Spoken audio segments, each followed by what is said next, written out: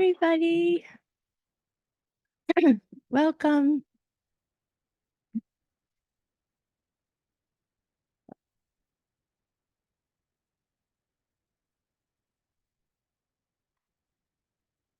Hi, everyone. My name is Jennifer Franklin, and I'm the program director of the Hudson Valley Writers Center. I'm happy to have you with us today for an in-person reading as we welcome January Gill O'Neill, A.H. Jerriod Avant, Lillian-Yvonne Bertram, and National Jewish Book Award winner, Carlie Hoffman. If this is your first time joining us for a reading, welcome. We hope you continue to come to our online readings, in-person readings, classes, and events. Please check out our website for the complete list of offerings.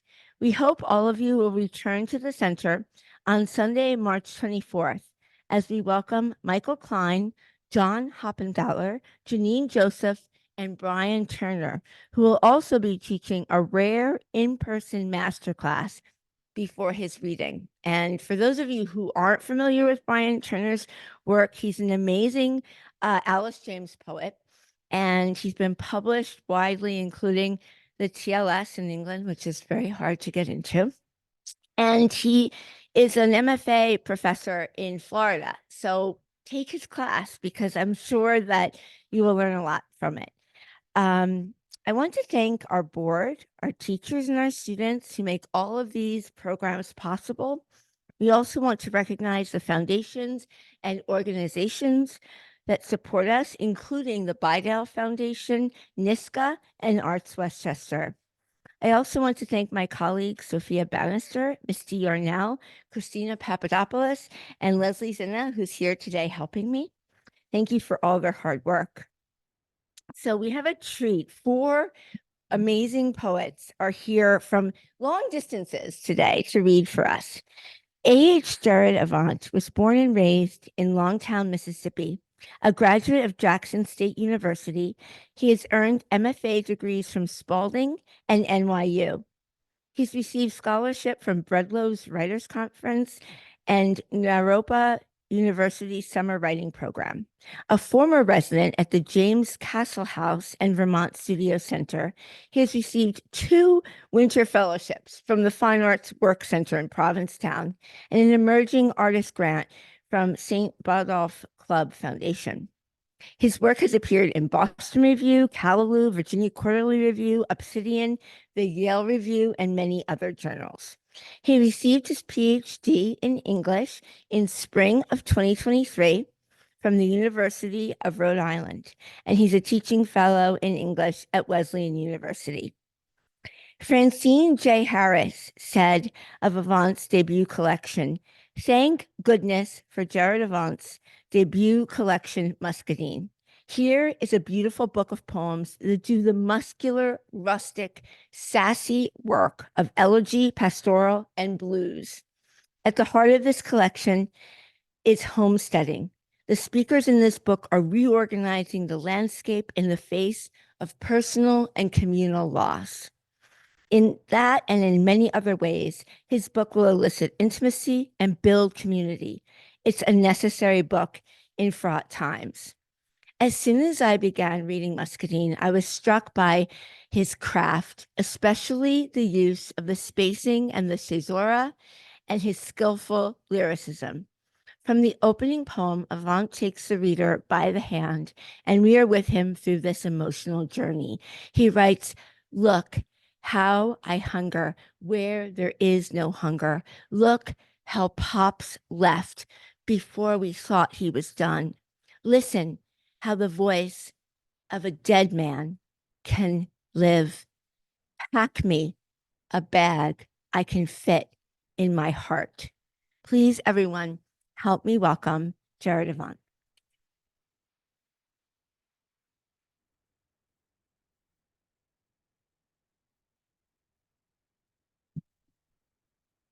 Thank you so much, Jennifer, for that introduction. Good afternoon, everybody. Can everybody hear me? Good. This is Muscadine, my first book of poems. I'm gonna read some from it. Hopefully, you'll meet some of the people I love and hear some of the sounds I love to hear, and some of the things we love to eat. Uh, I'll read some elegies. Um, I'll read some palindromes, and once you hear the palindromes, you'll recognize them. And I do want to invite you to listen as intently or as lightly as you like to those.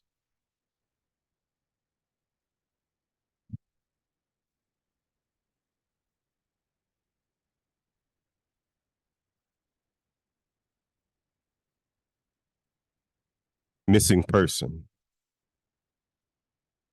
Last time home, I saw a pair of shoes tucked into a corner, and it looked as if they hadn't been moved since he was here.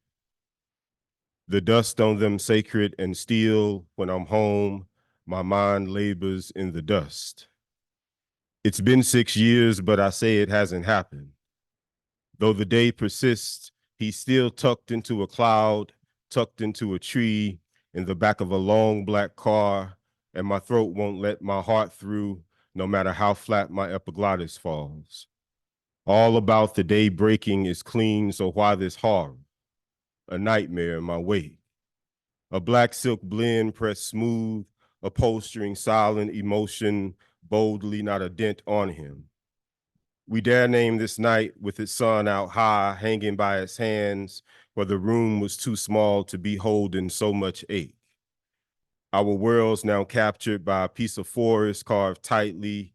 Hinges now let us in or shut us out, but they failed to shut him in. A tree uprooted, the one I fell from.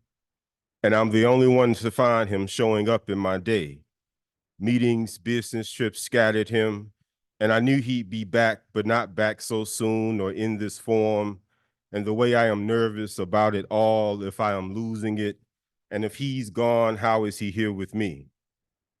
The dining room table and altar where we open all bodies, either give or take, how his form sits in cheer, naked torso, and you are to act as if his generous breasts aren't private parts. I don't see how I see what I'm seeing. My eyes shaping a silhouette of the man who raised me as the sun raises all of our sleepy shadows. What gives when two realms refuse to budge and won't make that sway completely to either world? Imagination is a long, worn leather belt spread around my only hope. This yearning for Pops to adjourn a meeting he's not in. Get home to build dinner around venison, a staple holding us full. The dates leading up, I never get wrong. Their quick succession still stings. It seems I'm always in the reality I shouldn't be in. Somehow our home preserves certain fingerprints. I map them and become bored with the maps of this world. I would abandon one rim for another when I watch him swing into the driveway and catch his breath from the day before exiting the vehicle. I watch him honk the horn before he's honking it. Passes me a crisp $50 bill because I'm there. Hands me baskets of new pecans and muscadines we'll use. I hear him telling me how I'm trying to split the log against the grain and how that'll wear me out the same way lying will. The same way alcohol will my liver, and how not cleaning the yard will eat away at the lawnmower's blades. I got a thing for fumbling through couplets. I hear him asking, have I talked to mama? And he knows I have, and what I'm about to say. How I'm knocking on the window of this other realm, begging to sing my confusion until he understands me. I'm 1,154 miles from home, farther from him, and still we continue this secret of running into each other.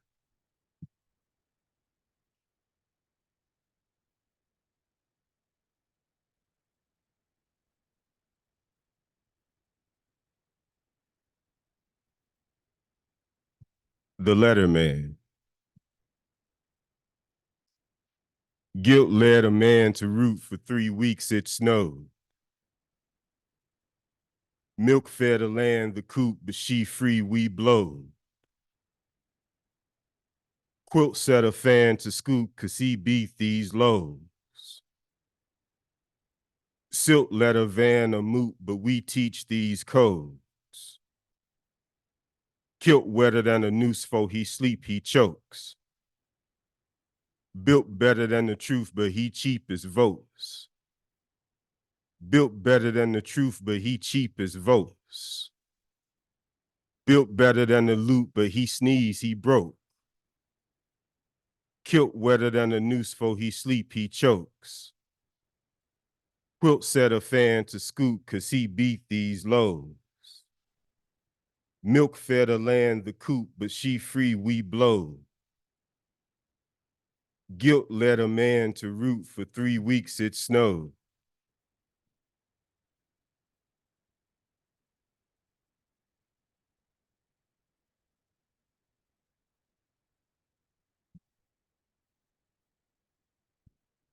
Holy stagger. No one started to care at the smell made by the house. Barely 2 bedrooms, it formed a slight square figure made for trapping just off Indian Creek Road. Before reaching the screen door, an odor the color of his eyes, a dingy rotting yellow, shot staunch through the wire pores.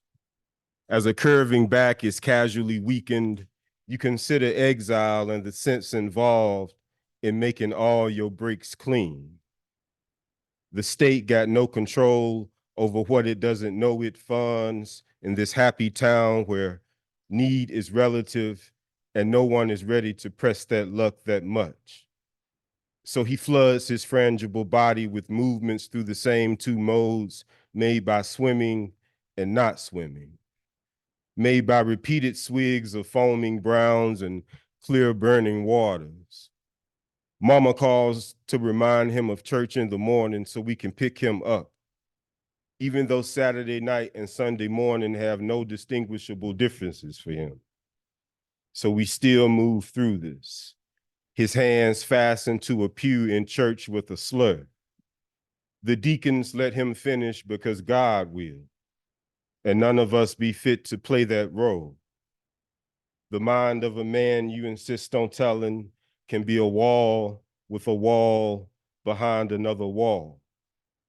The mothers all pity him. While I stand in this line, I may not step out of it.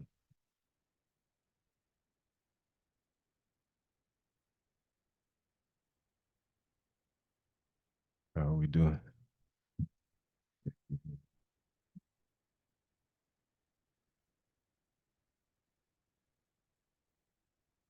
What deer season means to me. In the house, there were always 2 white deep freezers packed pretty decent with red meat. Deer season, the hunters and the deer would satisfy rent in season by meat, if not by cash. It was May, I was 15, and we smelled 15 or so throughout the warm insides of the man-handled school bus. When Pops steers quick and clear to dodge the deer, and Charlene yells, I didn't even know it was deer season. As if deer only live so they could be killed during deer season. What's a deer outside of deer season, except a reason for deer season?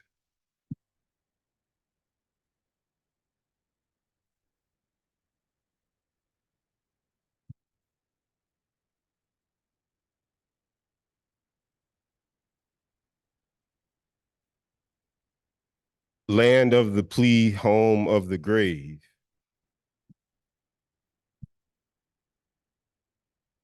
Hung minds, who sinning, tails go wrong, who bit the trustful zoo the wire. Hum rhymes, choose billing jails, crow roams, choose spit the custard, spew the liar. Scum swine, blue shrilling scales, throw on blue, shit a buzzard to a Maya. Gun time, shoes spinning trails, low moan, shoe fit the mustard, drew the ire. Punchlines do grinning bells toll home, do pitch for lustful coup acquire. Sometimes you've been in hell so long you get accustomed to the fire. Sometimes you've been in hell so long you get accustomed to the fire. Punchlines do grinning, bells toll home, do pitch for lustful coup acquire. Gun time, shoes spinning, trails low moan, shoe fit the mustard, drew the ire. Scum swine, blue shrilling scales, throw on blue shit, a buzzard to a Maya. Hum rhymes, choose billing, jails, crow roams, choose spit the custard, spew the liar. Hung minds who sinning, tails go wrong, who bit the trustful zoo the wire.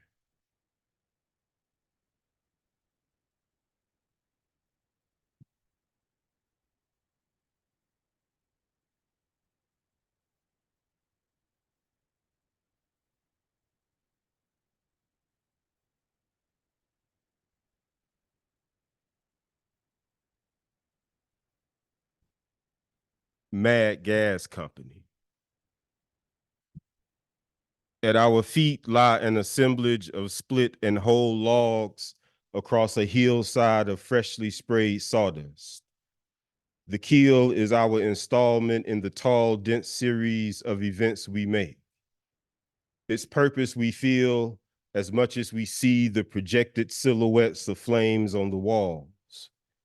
The loggers come to steal what grows on the land, thinking we don't value it because of how it keeps.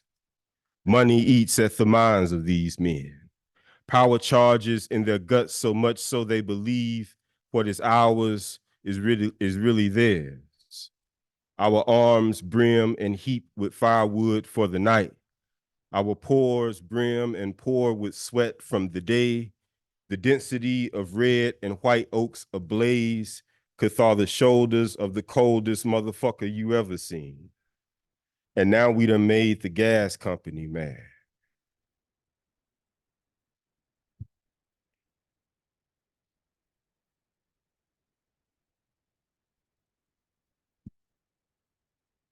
Felonious states of adjectival excess featuring comparative and superlative forms. My mo favorite and mo better is my most favoritist. Is mo simpler this way. Is mo fluider, mo wetter, most hottest, because the most beautifulest is mo beautifuler, mo meaner, mo flyer, and most flyers. Most shyer and the most shyest is more intelligenter than the panels is most ugliest and most selectivist. It's the most goodest. It's the most burntest. Is mo burnter. And mo unrulier, it's the most meekest, and even mo meeker, it's the most ownablest. Is mo purchasable. And the most purchased, thus, becomes the most purchasablest at the sight of the most shiniest corn. My most funkiest is also my most stolenest. But the most stolenest can't ever be more funkier than the most oldest. The most thievingest be the most brokest, because the most thieved from be the most oldest. So becomes the most richest, who also be the most fundedest. And that makes me the most confusedest. When I'm in the most keptest buildings that be more kepter than all the most time keeping his cats, they keep in the back up keeping them.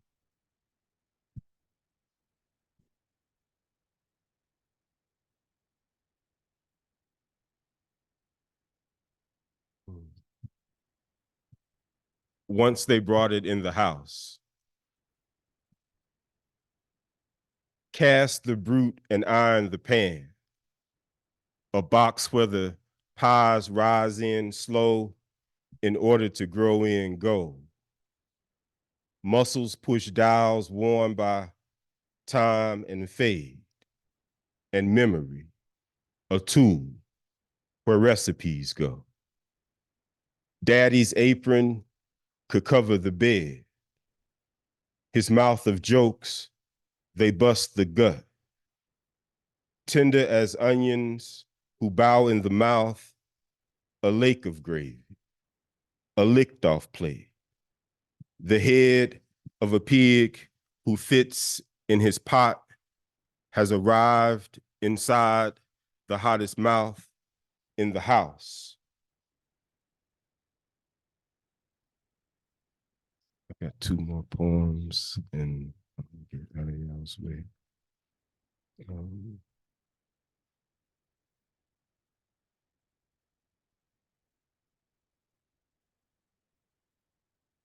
A reason to get back. Bush hogs over feet drain draws. Gushing dogs go for treats, rain fall. Slushing frog sober sweet James Jones. Brushing fogs off under peak night fall. Rushing hogs off up on Meek Freak Hall. Pushing flogs off us in the reeking white zone. Pushing flogs off us in the reeking white zone. Rushing hogs off up on Meek Freak Hall. Brushing fogs off under peak night fall. Slushing frog sober sweet James Jones. Gushing dogs go for treats, rain fall. Bush hogs over feet drain draw.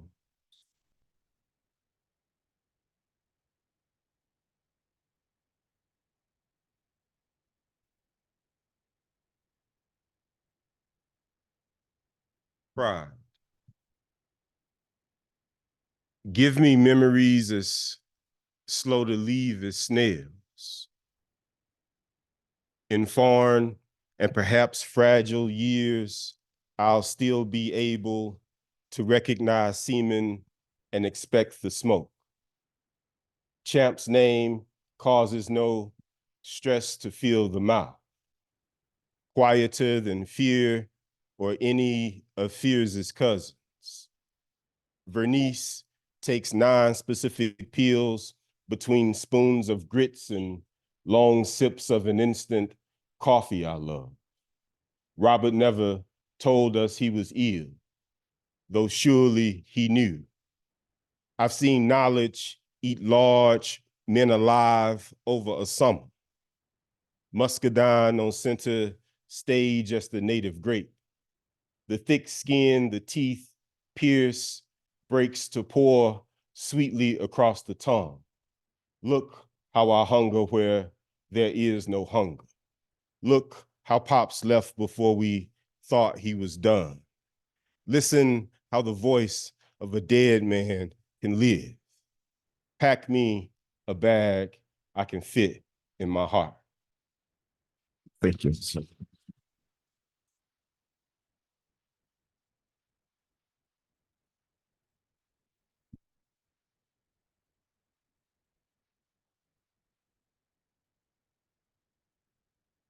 Thank you so much. That was great.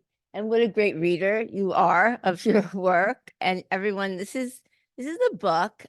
Jen from the Village Bookstore, as always, is here selling books. Please get a copy if you can. This is part of why all of our readings are free, so you can buy the books from these great authors, right, Alan? Okay. Carlie Hoffman lives in Brooklyn and is the author of This Alaska from Four Way Books in 2021, winner of the NCPA Gold Award in Poetry, and a finalist for the Forward Indies Book of the Year Award, as well as her brand new book, When There Was Light, Four Way Books, March 2023, the winner of the National Jewish Book Award in Poetry, which was just announced very recently. Congratulations, Carlie. A poet and translator, her honors include a Discovery Boston Review Prize, a Poets and Writers Amy Award. Carlie is the founder and editor-in-chief of Small Orange Journal. She is the translator of the poetry of Selma Meerbaum Essinger, who was killed in the Holocaust at age 18 and was a young cousin of Paul Celan. It is forthcoming from Hanging Loose Press sometime later this year. Ellen Bass writes about When There Was Light.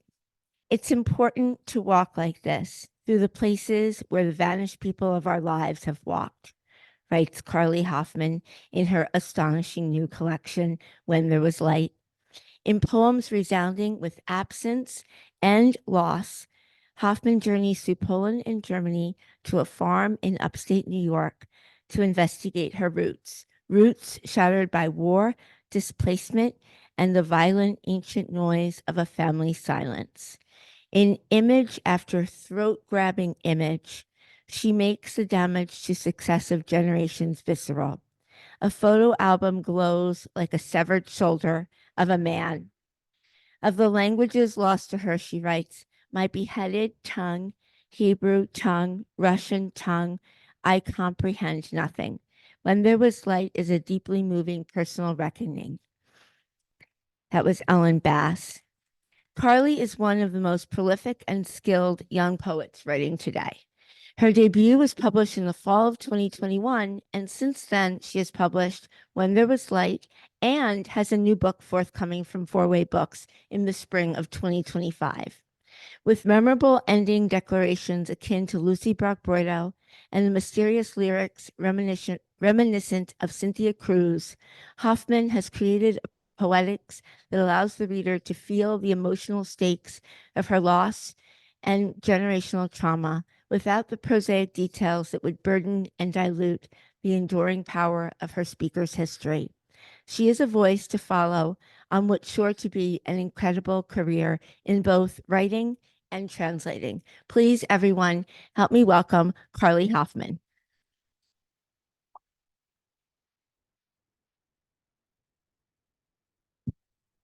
Thank you, Jennifer.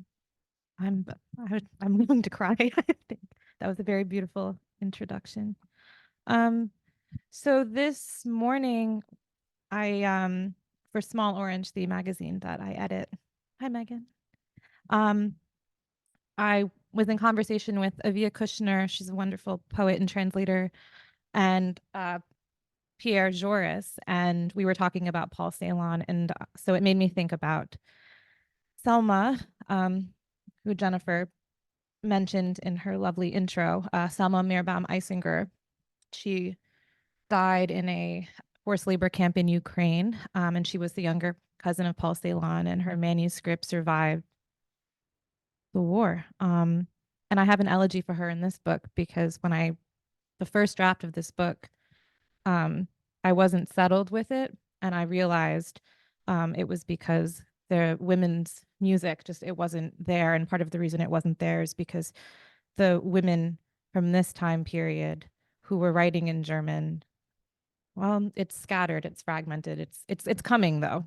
The translations are coming from these women. So this is an elegy for Selma Meerbaum Eisinger. While you were singing, fall arrived. Yellow leaf clipped from your ear. While you were singing, a forest of beech trees drenched in soldiers. Someone rearranging the peaches, the deer. Here's an hour, there's a day, a star for your grieving while you are singing. A rainbow lives in the throat of the gods, landlords of earth, your leaf-eyed season, cast over a tenantless world. Girl at the threshold, catching the light with her hands. This book is also for my grandfather. He survived the Holocaust. He's from Germany. They survived, fled to a farm in upstate New York. And he also privately wrote poetry in German, which I found out a few years ago. Grandfather reading Ceylon in Middletown, New York. We walk the little Grove Street Park that bleeds into North Street. dirt clouding the cemented path. A few blood-flushed leaves, relief, then snow. Lord of this hour was a winter creature.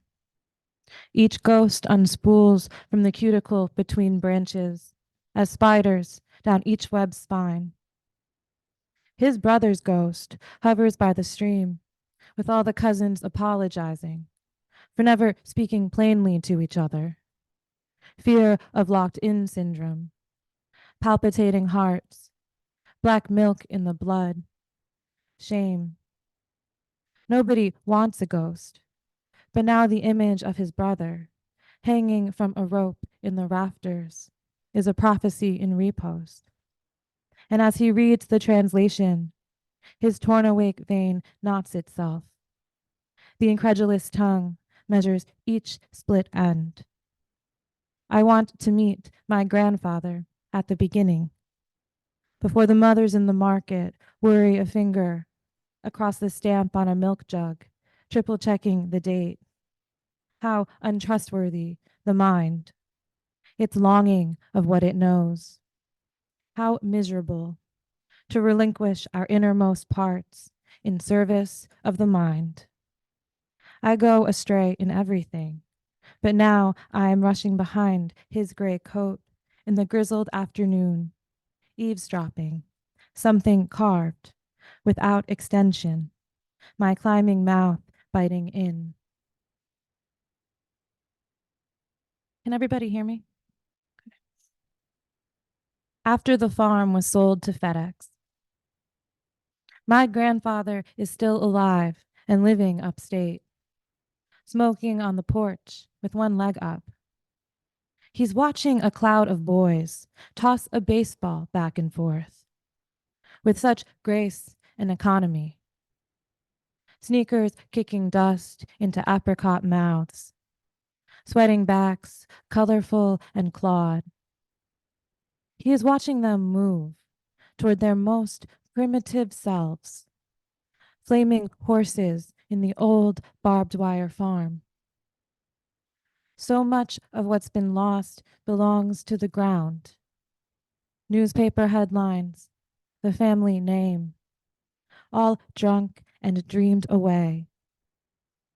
Soon, every voice around wills the present tense. Like their country's flag, all the mothers wave dish towels out the kitchen windows for their sons to come inside and wash their hands. Wait, he says, and the wind catches. The boys drop their mitts offhandedly on the grass.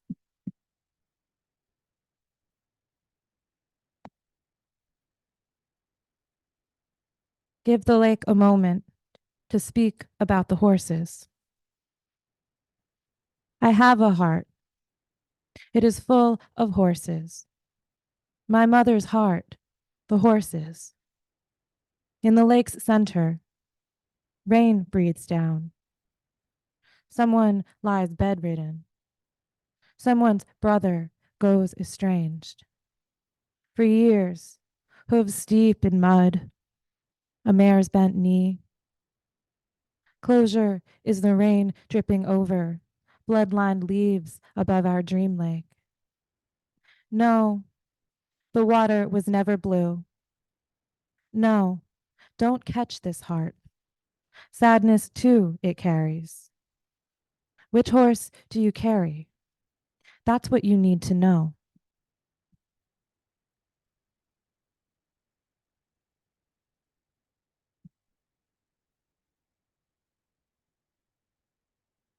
Yarzai is the word for, it's the anniversary of a person's death. Yarzai in December. She is paranoid like my mother and me when she answers my call and responds, "What do you really want?" in tiny bursts in between pauses.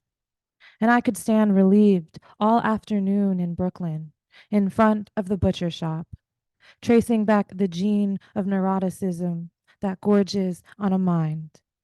And for the first time I love how a blizzard comes down in fractions.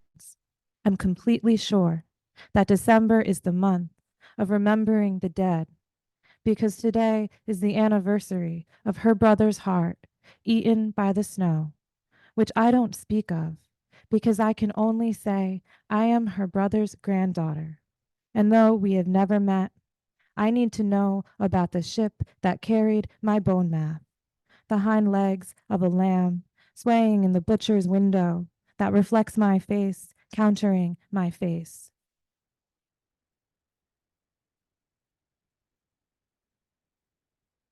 While waitressing at the kosher restaurant, a man calls me a whore, and a woman rushes behind me into the kitchen to hand me her baby.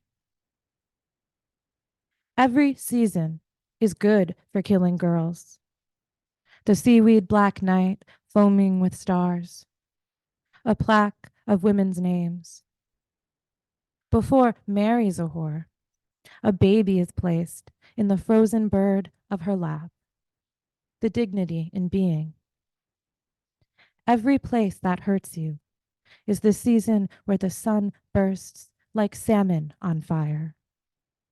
Think of Eve, shivering naked beneath the altar, watching God get angry. Is it anger or is it grief? All of us doing what we've been trained to do. And I have two more. This is for the women.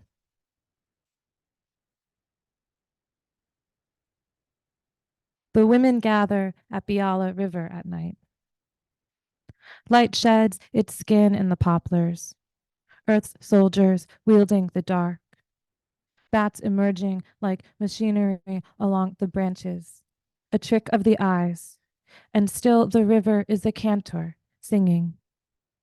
Once in a holy city, all around me the women wept, craning their perfumed necks, hooked fish eyes swelling in birdless light. Once blood glimmered on the rocks here, in meager testimony. Not here, but inside here, within the cities, within a story, soft framework where loneliness flowers. Here I go to the women, take forgiveness from their hands, drill the bullet-sized hole in my head to receive the light in its endless repetition. Once, light brushed the hair of my dead aunts as they bent to kiss their sidors on the other side of the drought. How their bodies grew wet as eels gathering underneath a sentence, mouthing gibberish, an engine refusing to shut off, and inside, what God will do when I die.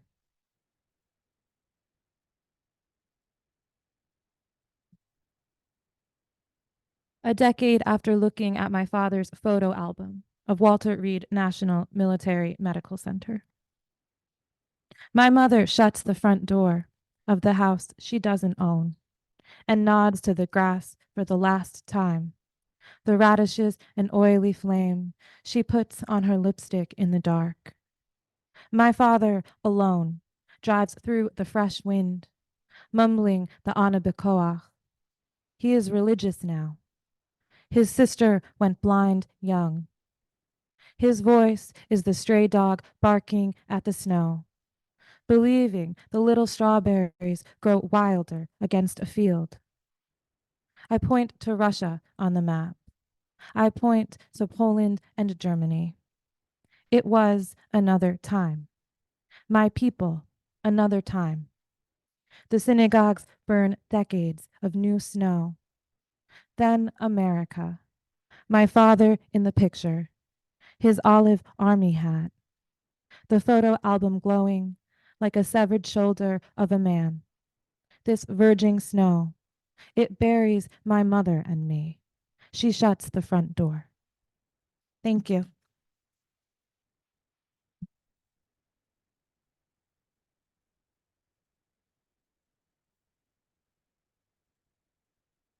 Thank you so much, Carlie. That was wonderful.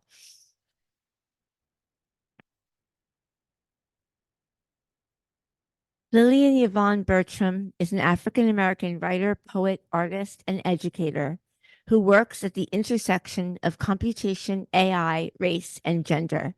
They are the author of Travesty Generator, a book of computational poetry that received the Poetry Society of America's 2020 Anna Rabinowitz Prize for Interdisciplinary Work and longlisted for the 2020 National Book Award for Poetry. They are the recipient of a National Endowment for the Arts Poetry Fellowship. Their other poetry books include How Narrow My Escapes, Personal Science, A Slice from the Cake Made of Air, and But a Storm is Blowing from Paradise, the last two from Red Hen Press. Their fifth book, Negative Money, was published by Soft Skull Press in June of 2023 and was a finalist for the New England Book Award. On Bertram's Negative Money, the press writes, NBA nominated Lillian-Yvonne Bertram's poems are innovative, conceptually thoughtful work. Through experimentation and muscular lyricism, Bertram maintains a style that observes a speaker's attempt to understand and exert multiple identities within the binary confines of race and gender.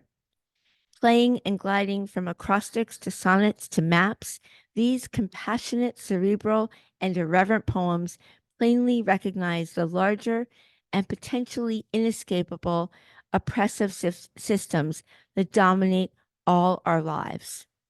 I have admired Bertram's work since I read their poem about Emmett Till in the Boston Review. It begins with an epigraph from Emmett's mother that says, I just wanted the world to see what they did to my baby. They tied up, kill, steal away, likely to kill, just stay dead, drove toward Money, Mississippi, behind enemy lines. The dead trees will show you the way. See us free like Jesus. We just won't stay dead.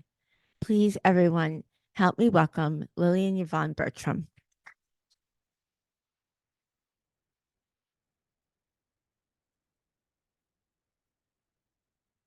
Thank you so much. This is such a special place, this station. Can you hear me okay? Yeah.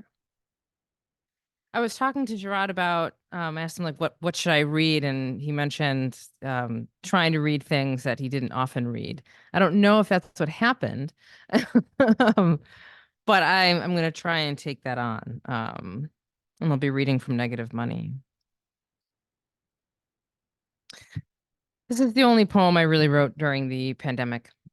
The Darkest Winter. I come to catechism on the back of a balding stone horse who lost its farmer in the last pandemic.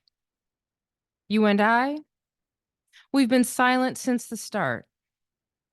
Count every unclaimed word between us, and the sum runs the river and back, the crack between days told only by the clock, that old thing, its bald pendulum stuck open on the air like a Hail Mary.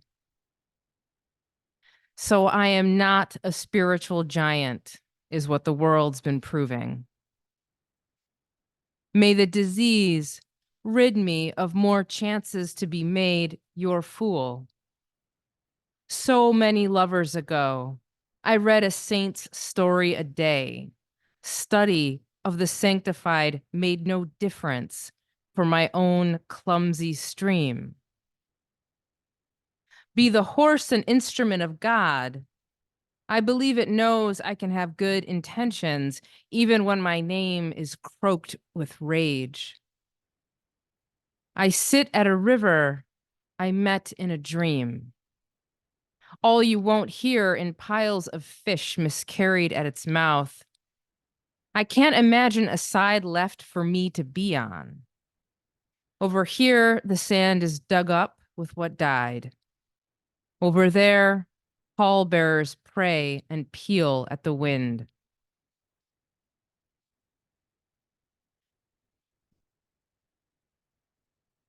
Demagogue money.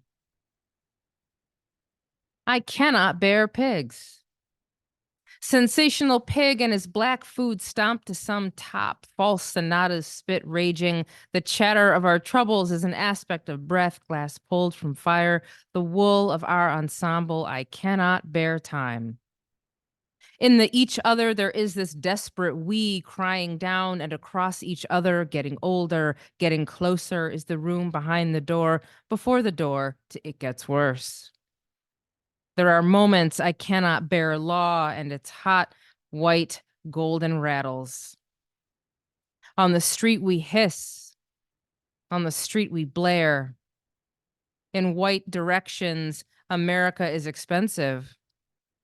On the street we eat. Its malnourished sermon, the cabinet of our chains.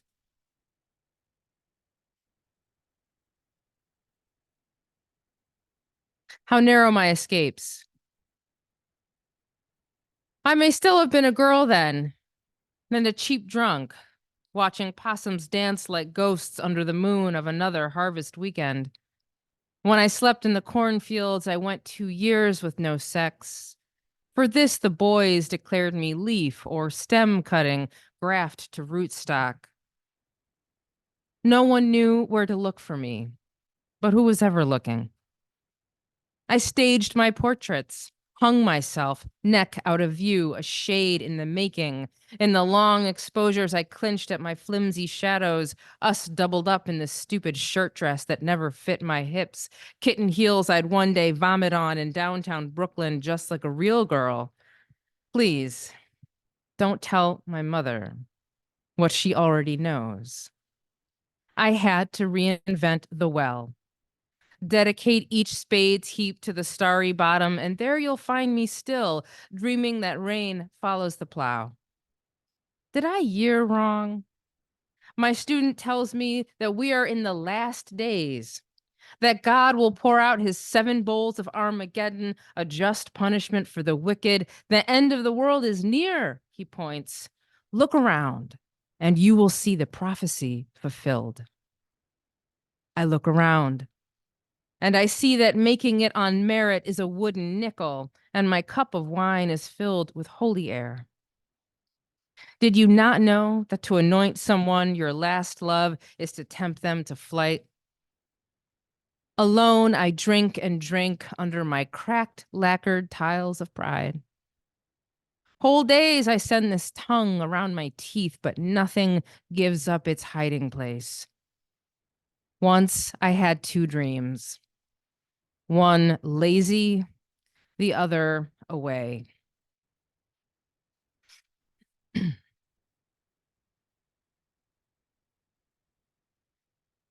Hate poem.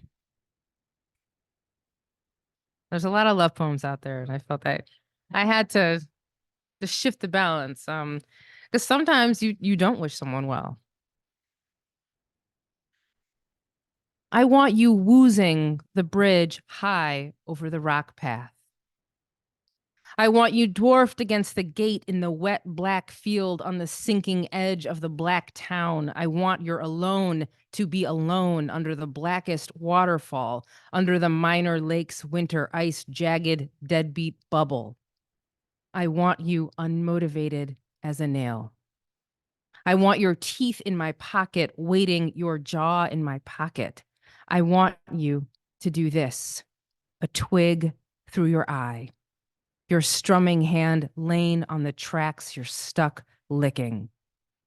I want you shitting and the film burnt to bright gold curls. I want you in the friction of trees, always sorry. I want you sorry till your mouth a skunk wet O.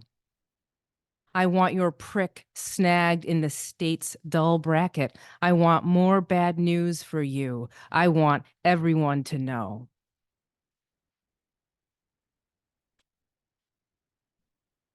Like I said, sometimes you don't wish people well. Sometimes they don't deserve it. At the end of the worm, skin of an egg on the flame. To the edge I brink, edge some more, scissor over, Over the world sinks a silver bubble, liquid web. Behold, a shark, and the shark's prick on the edge of my skin wrap. End nugget. Old skew, another sed in the bucket. I nest into a set of nests.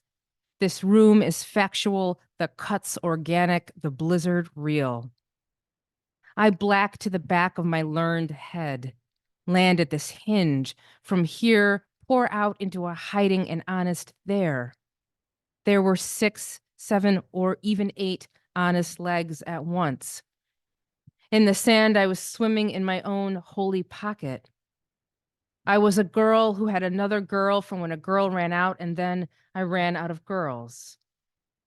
That time I got sick, and my friend got sick in the local carnival's green bug. First sheer experiment with heat, some sausage, and numbers. The floor fell sunk, and we were flecked tight to the spun wall, our mouths blue with effort. How much heat buys? Let's tally. Walls calling my names all day. I mistook almonds for New World sugar, uncupped rocks left in my hand. No tomb eats. Pink belly sacrifice. The rare invisible shark closes the continuous pool.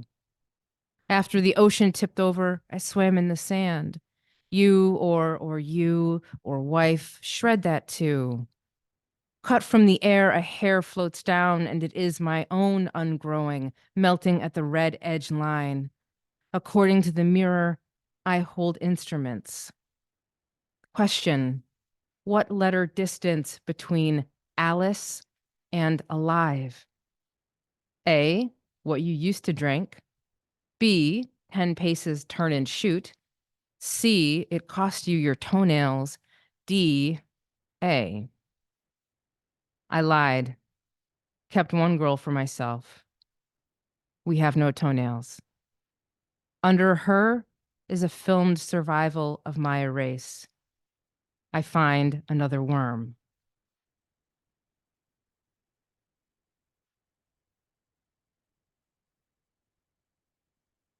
Maine coast.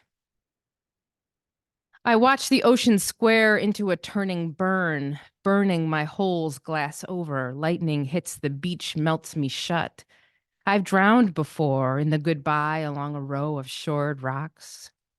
From the barrel-chested butcher, I buy tight roasts. This year's man, his clownish dog, walks me in the park until I die on its leash in domestic night sticky seizures. I thumb and heart it like liking a million times. The rich own long lighthouses to show us how away from them we are. Past waiting for the press of his chest to my back, I hobby along to the next hem's promise. Again, I straddle the blade, thinking, this is the time it will fill the gash. If in its advance the plague begins to fearson. Tomorrow you will be stung by a bee. Tonight a cute boy lays his cock on your high. You invite him to your no. You invite his cock to no it down. And if you are not doing this, and if you're not doing that, what do you invite him to turn to? In? You invite what slumber mutely passes for, sheet-fisted into balls, the cross-hatchings of your pattern stunned into forever shuns. Oh, so this is how I towel throw. So tricky. Throat what little left of the blithe night is the right thing you did not turn soon enough to hook. This mistook won't be forgiven, misdeeds booked by whom? Tomorrow you will be stung by a bee. It will kill you. You will die into the hard pit of a date.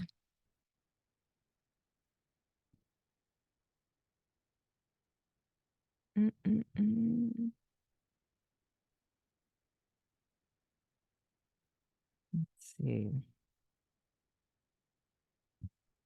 When I ask the AI about my broken heart, it's not so easy to answer that question. Instead, it asks, have you been taking Mirena? Usually someone always knows what that is.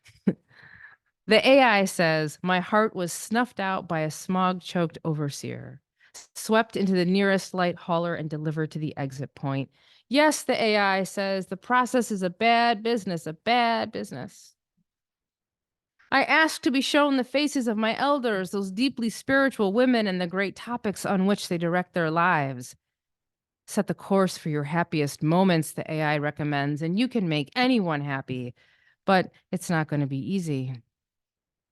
According to the AI, Mark Zuckerberg loves me and told me to bring him a homemade plate of pudding topped with chocolate endive and a simple, honest thank you.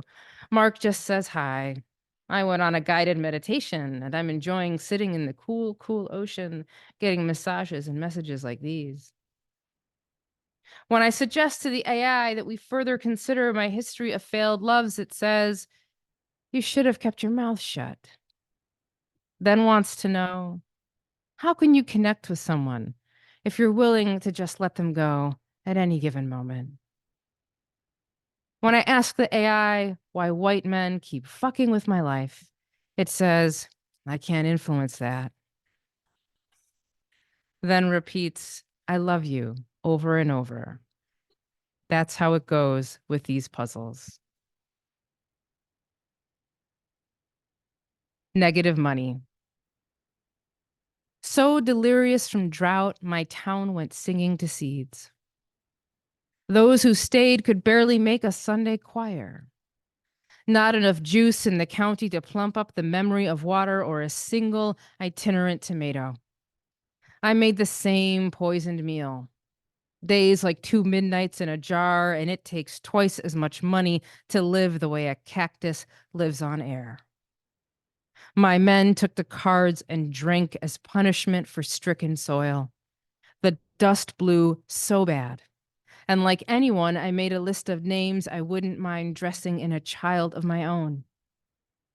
We paid a charlatan to shoot rain out of clouds, but the dynamite tied to kites proved more useless than mud. Like any good charlatan, he never returned. Enough pale misery. Now we are poor in every corner of the word. Not a pot to piss in or skin of a fig to suck on. Last poem. Facts about deer.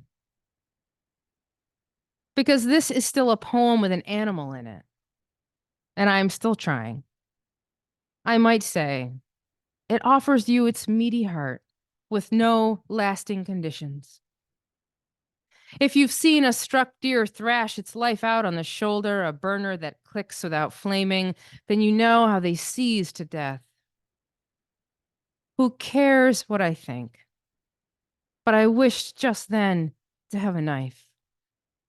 I wished I knew a little about guns and to own one or to know something sorcerous. Because nothing but blood tastes like blood, I've cut myself for its coppery flavor. Only God knows I'm good. My mother says, I've no scruples. The way I make no claims to being a permanent person, how my move from husband to ex-husband came on a wave of expediency and self-promotion.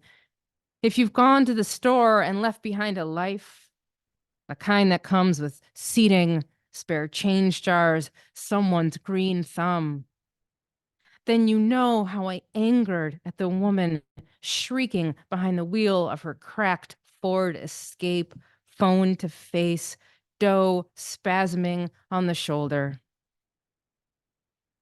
Someone should knuckle up and kill this deer.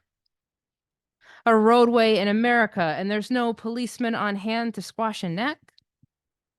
It's early evening, and the sky's poetically blameless gray fills your throat with the thick despair so familiar to the heavily indebted. Mountaineers know you can't save anyone on goodwill, that high altitude is minus morality. So, confessionalism. Or 2 truths and a lie. I married a man I met on an airplane. I killed that deer. I have no patience for even the most cherubic of children. Thank you.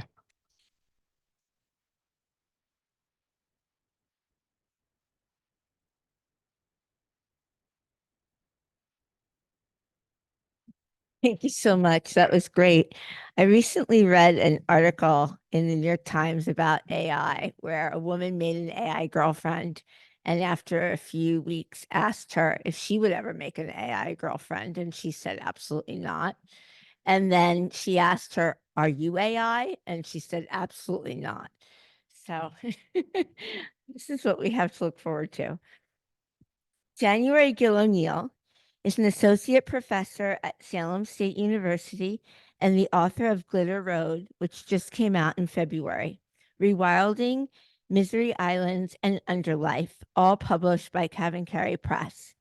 From 2012 to 2018, she served as the executive director of the Massachusetts Poetry Festival. Her poems and articles have appeared in the New York Times Magazine, the Academy of American Poets Poem a Day series, American Poetry Review, Poetry, and Sierra Magazine, among others.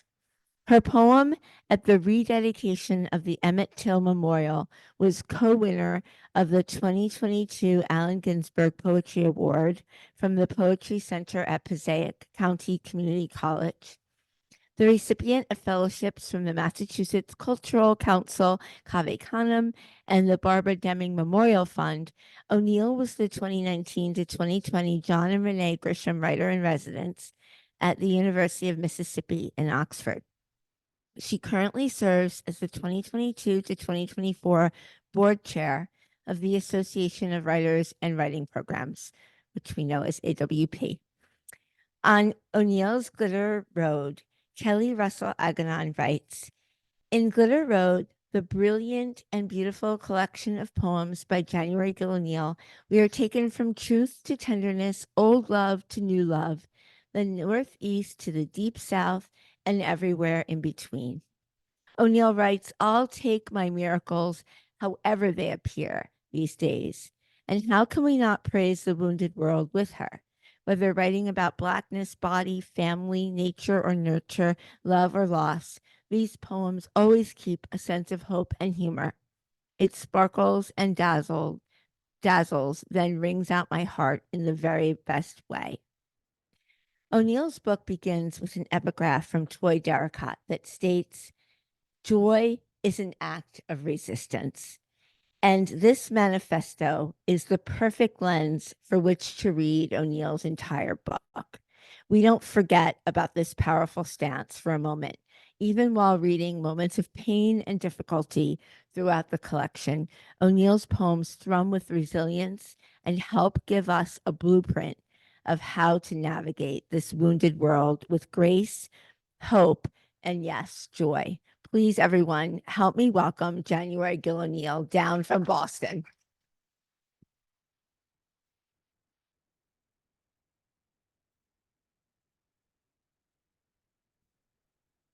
Thanks, Jennifer, and thanks to all of you for coming. Thanks to the readers also. It was so good to hear your work. So good to hear your work. So I'm going to talk my candle.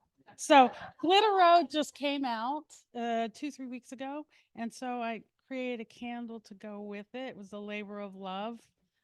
Family friends own a candle company, and it does not smell like the Mississippi at low tide. So when it burns glittery. There's a gold mica in there. So there are a few for sale. I'll just put that here. That's not obvious or anything, is it? All right. So anyway, well, thank you for being here. This is a great venue. And I've taught for Hudson Valley a few times. I think I have something coming up too. So most of this book took place in Mississippi when I was there in 2019 and 20 as the John and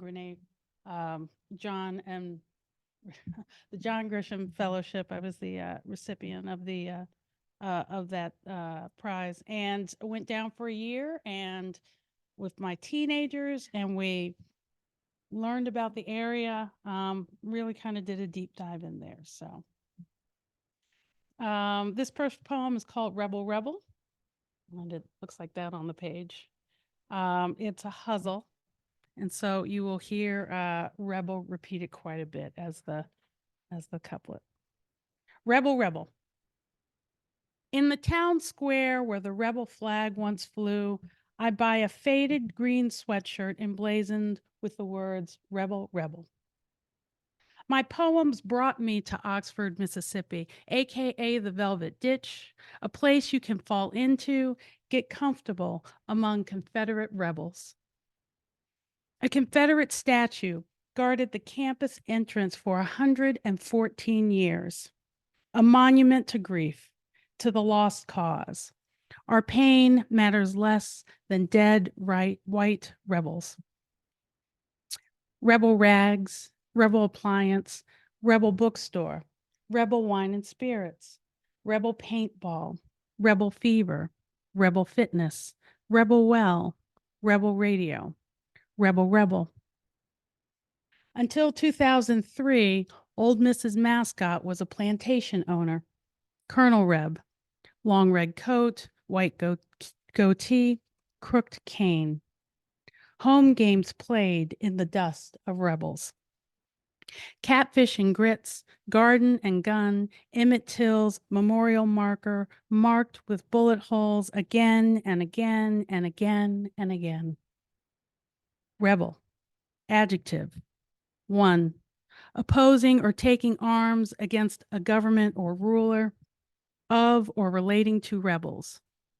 2. Disobedient, rebellious. Noun, one who rebels. David Bowie's Rebel Rebel is a reverse riff of the Stones.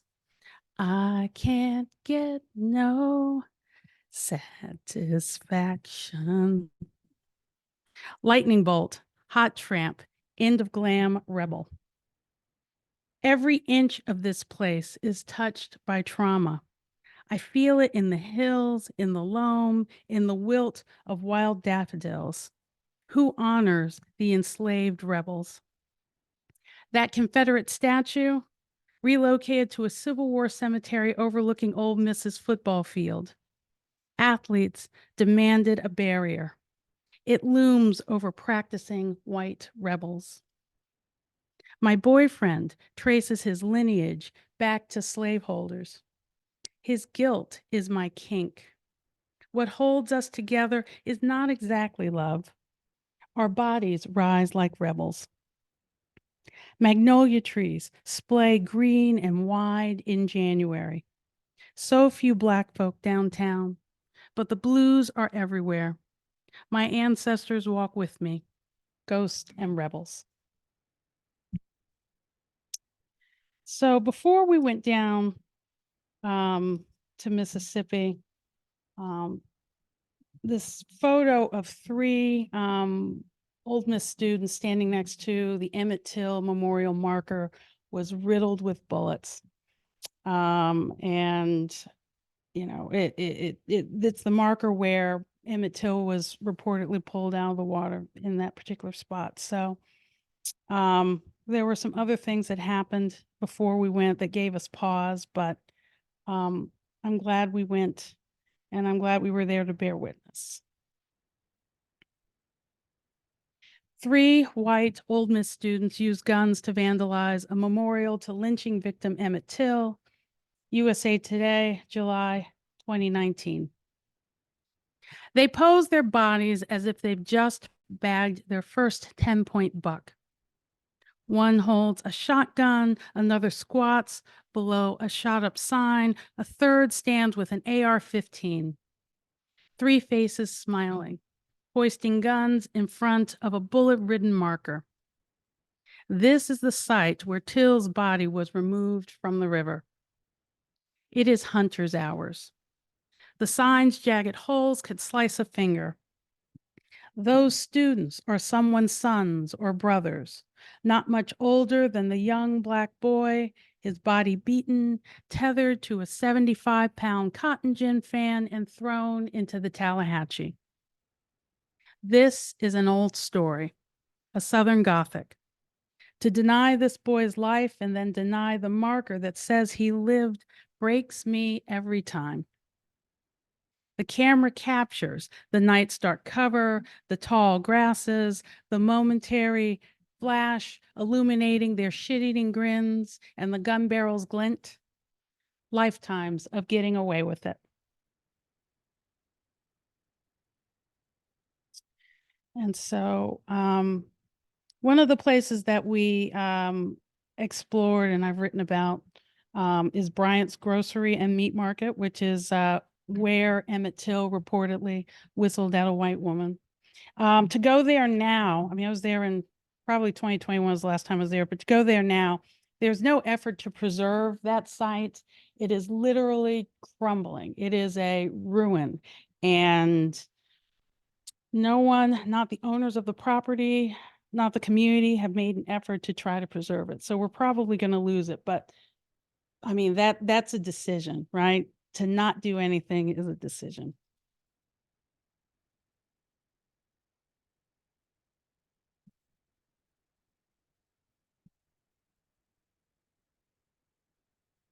I gotta do a better job of marking my poems before I read.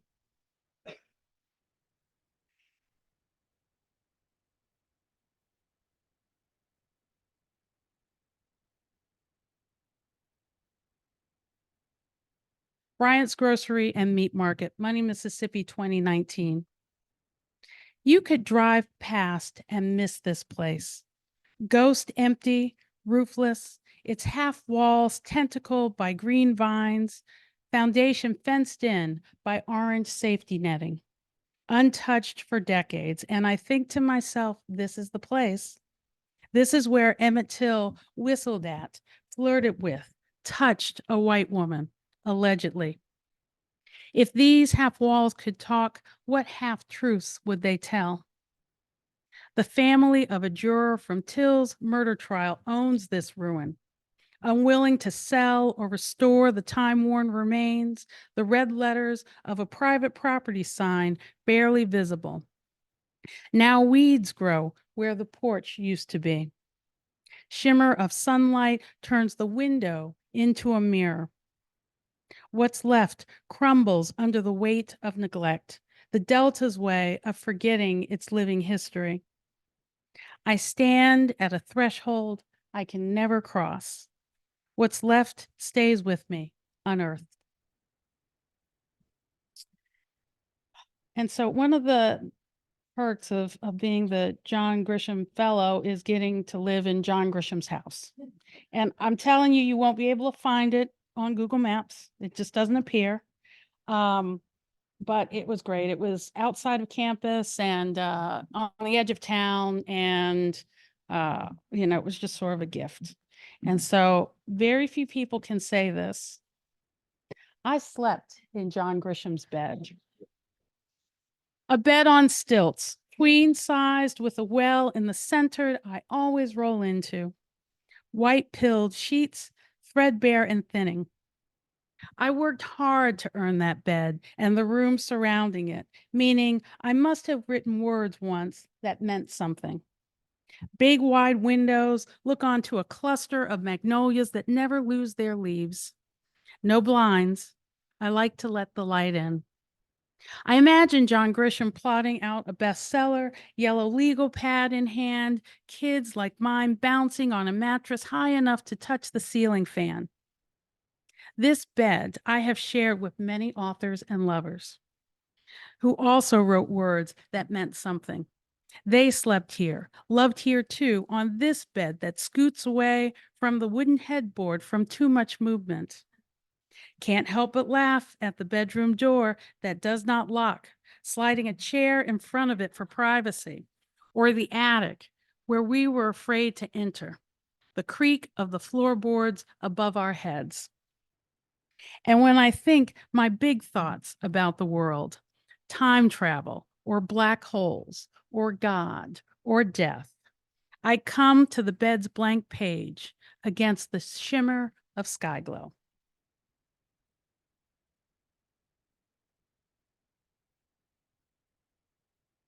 The Great Hello. A big-ass moon rises full and wide in the western sky. The deep pond awakens with the tongues of bullfrogs. I'm barely over the threshold before our mouths lock and we slither onto the bed. We watch each other, watching each other with a silent urging, a kindness for the other in the pursuit of pleasure. I fling my head back as he grabs my hips, pulls me close, begin to feel myself levitate, hovering above the bed as the shadow of someone I don't recognize but have known all her life. I am an over-easy egg, trying not to break her yoke, but I do. The joy of leaving the body tender and shimmering. A moment of gratitude for every daunting thing that has brought me to this place where I am my most fearless, my most true. I wick the sweat from his head, slide my hand across his glistening skin before crawling back into myself, sprawled across the sheets, streaked in moonlight. So one of the nice things was I met my boyfriend down in Mississippi, so. Yes, so we've been dating long distance for the last few years. One of the nice things about this book is that the cover is a map. It was created by the Army Corps of Engineers, and there are 15 in the public domain. And so this is map number 7. And my boyfriend has a copy of the map hanging on his wall, and I have one on mine. So yeah, that's kind of cool. So.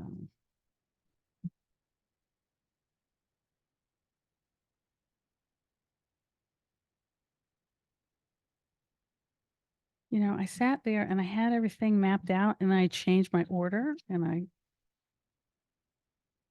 got my numbers mixed up. The map. Blues, greens, oranges, and reds shade the paths across a vintage map of the Mississippi, a birthday gift.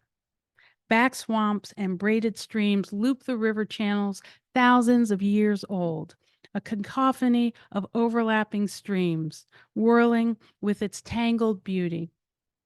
To look at it is a study of past lives, the meanders, the way water cuts a groove in the earth and changes it forever. The river's ghosts snake and bend over time.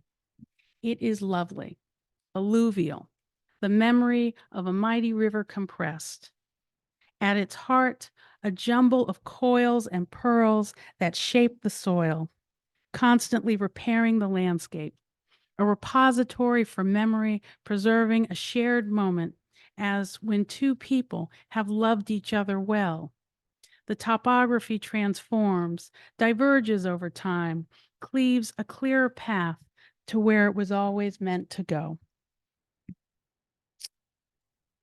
And I will close with 2 poems. Let's see. So another nice thing about the book are these little section breaks in between. They're magnolias, like mini section breaks. And my daughter Ella designed those. She's now at Mass Art as a freshman, but she was a high school student when she did them for me. So that's really my favorite part of the book. So for my daughter, for Ella, I love a wild daffodil. The one that grows where she's planted along a wooden highway left to its own abandoned, but not abandoned. Her big yellow head leaning toward or away from the sun. Not excluded, but exclusive. Her trumpet heralds no one, not even the Canada geese, their long-necked honks announcing their journey to somewhere else. She'll be here less than a season, grace us with green slender stems strong enough to withstand rain and spring's early chill. And when she goes, what remains she'll bury deep inside the bulb of her, take a part of me with her until she returns. How lucky I am to love this blossom.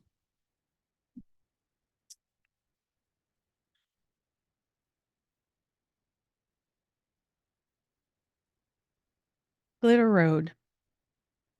I'll take my miracles however they appear these days.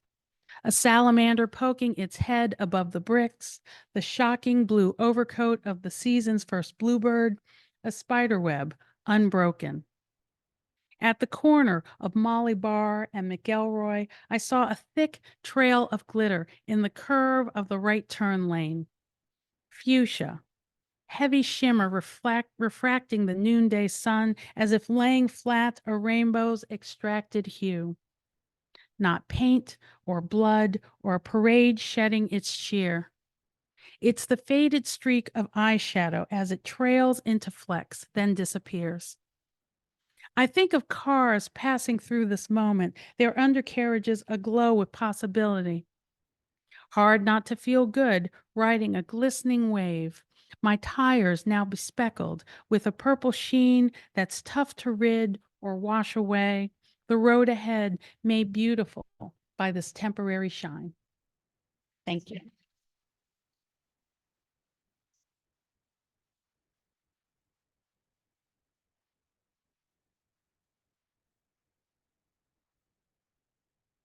There's time for one question that we always like to ask our authors.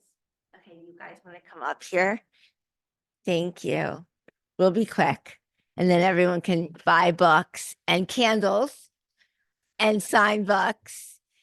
We like to ask for the students in the audience what advice you guys have for putting together and publishing a first collection. And keep in mind that some of our students have been writing for their whole lives, but are retired and are older and are publishing now for the first time, but not all of them. And then just pass the mic around so that the Zoom can hear Okay. you too. All right. Excellent. First collection. Well,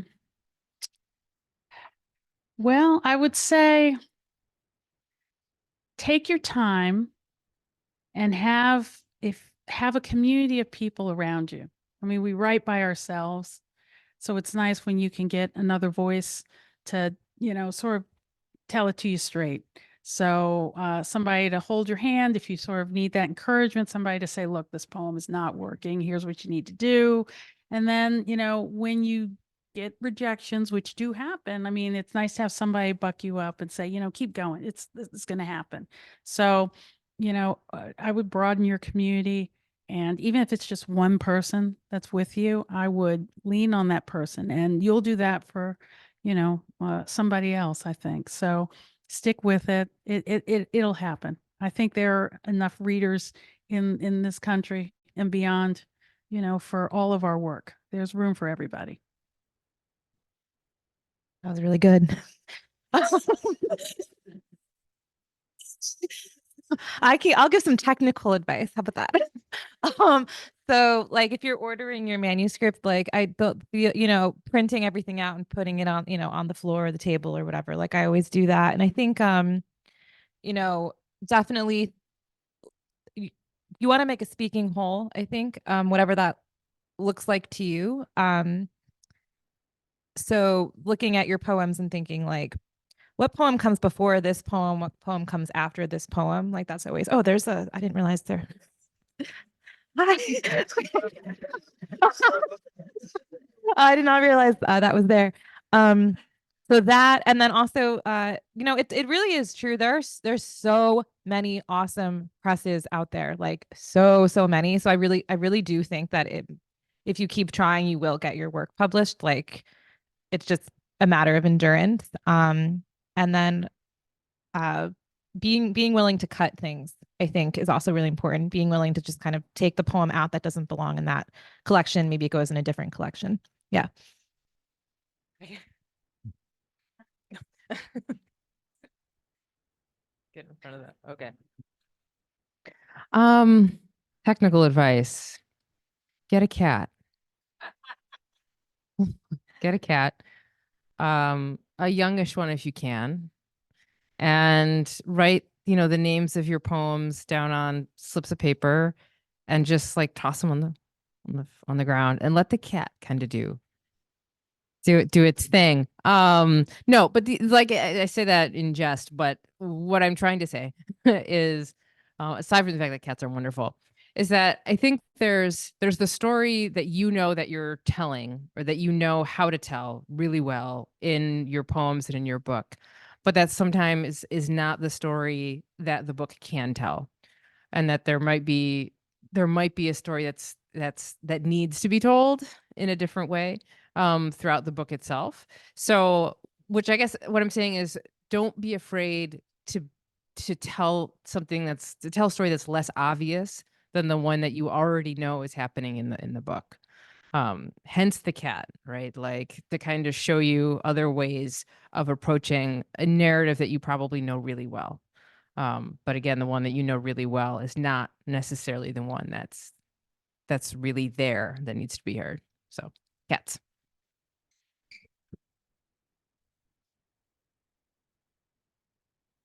First book. I would say find you a community of writers and readers, and narrow it down to a person that you trust to read your work and give you honest, cutting, gentle feedback. I would say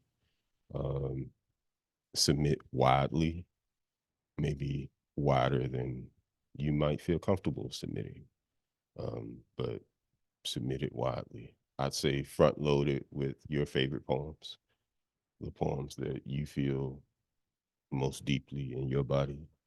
I'll also say keep the kid alive. So play and experiment, and lean into whatever language obsessions you have, whatever those sounds or relationships or parts of speech are. Yeah, I think that's it.